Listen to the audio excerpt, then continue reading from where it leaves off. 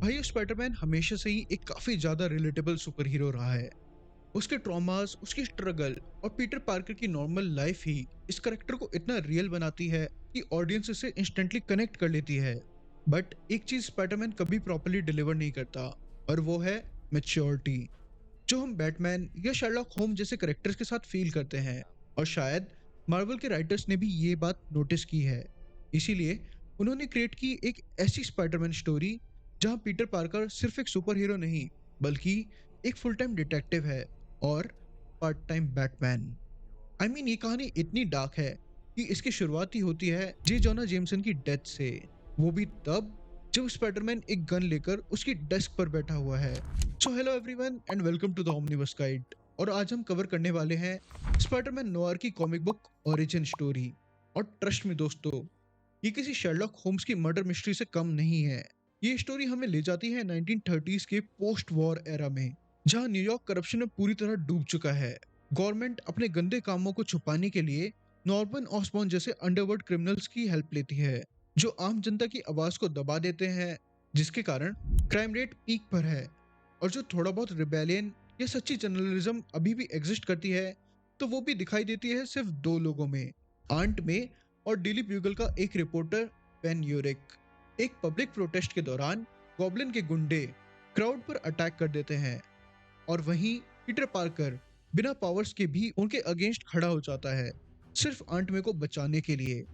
इस इंसिडेंट के बाद बेन यूरिक पीटर से काफी ज्यादा इम्प्रेस हो जाता है, क्योंकि पीटर फिजिकली तो स्ट्रांग नहीं है, फिर भी उसमें सिस्टम के अगेंस्ट खड़े होने की हिम्मत है। और शायद इसी रिबेलियस नेचर की वजह से बेन को पीटर में पोटेंशियल नजर आता है। इसके बाद बेन पीटर को ले जाता है एक नाइट क्लब में, जिसका नाम है ब्लैक कैट क्लब, और इसे ओन करती है फेलिशिया हार्डी, जो मेन मार्वल में एक ब्लैक कैट है। और पीटर का रिबेलियस एटीट्यूड यहाँ भी पूरी तरह से एक्टिव है। जब फेलिशिया उसे कहती है तुम इस जगह के हिसाब से थोड़े छोटे नहीं हो, तो पीटर सीधा रिप्लाई देता है, मैं तुम्हें अपना आईडी कार्ड दिखा दूंगा अगर तुम मुझे अपना लीकर लाइसेंस दिखा दो तो। जिस पर फेलिशिया मुस्कुराती है। लेकिन इस बीच बेन पीटर को समझाता है कि इस सिटी की प्रॉब्लम सिर्फ स्ट्रीट क्राइम नहीं है। मेयर, जजेस, chief of police, Norman Osborne ने सभी को खरीद रखा है। और पीटर का रिबेलियस नेचर उसे कभी भी एक बड़ी मुश्किल में डाल सकता है, बट शायद वही क्वालिटी उसे डेंजरस भी बनाती है। इसीलिए बेन पीटर को डेली ब्यूगल में फोटोग्राफर की जॉब दिलवा देता है। अब अगर मैं तुम्हें नॉर्मन ऑसबॉर्न का थोड़ा बैकड्रॉप दूं, तो पैसों के अलावा उसने अपनी गैंग में वल्चर और क्रेवन द हंटर जैसे सर्कस के नमूने भी हायर कर रखे हैं। और वल्चर ने 6 महीने पहले ही अंकल बेन को मारा था। पीटर के अकॉर्डिंग अंकल बेन को सिर्फ मारा नहीं गया था, नॉर्मन बताता है कि उन्हें गटर के गंदे कुत्तों ने बुरी तरह फाड़ दिया था।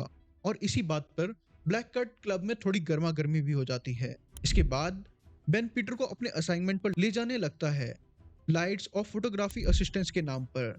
लेकिन असल में बेन पीटर को शहर का सच दिखाना चाहता था, जहां पीटर एक डिस्टर्बिंग पैटर्न नोटिस करता है। सिटी में होने वाले ऑलमोस्ट हर एक्सीडेंट के पीछे कहीं ना कहीं ग्रीन गॉब्लिन इन्वॉल्व था।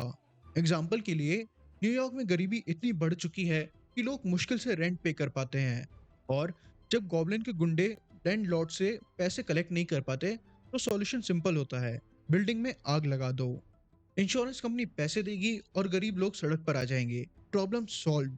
और एक ऐसी ही बिल्डिंग फायर के बाहर पीटर और बेन गॉब्लिन के गुंडों की फोटोज खींच लेते हैं। लेकिन शॉकिंग बात यह थी कि बेन उन फोटोज को पब्लिश ही नहीं करता।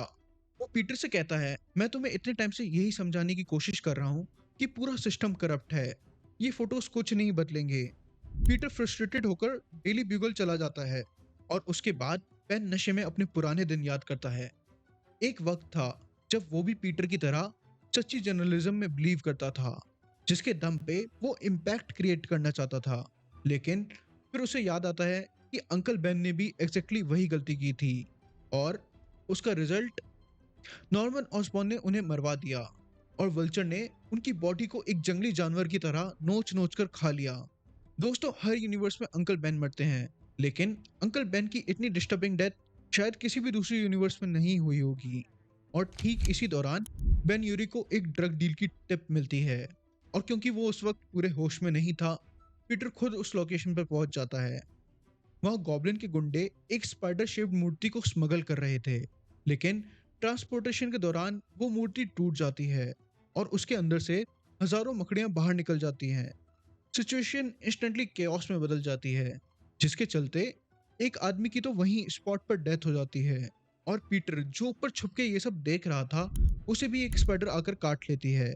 अब पीटर ऑलरेडी अनबियरेबल पेन में था, ऊपर से वो चीख भी नहीं सकता था, क्योंकि अगर उसने आवाज की तो नीचे खड़े लोगों को उसके बारे में पता चल जाएगा।